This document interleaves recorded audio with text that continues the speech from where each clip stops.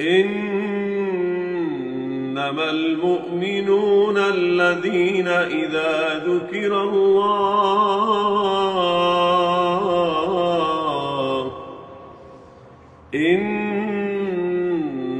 المؤمنون الذين إذا ذكر الله وجلت قلوبهم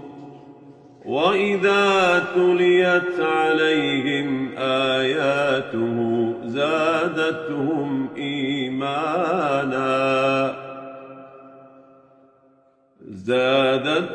إيمانا وعلى ربهم يتوكلون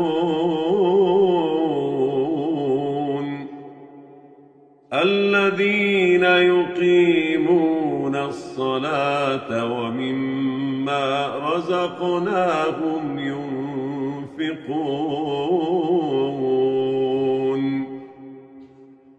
أولئك هم المؤمنون حقا لهم درجات عند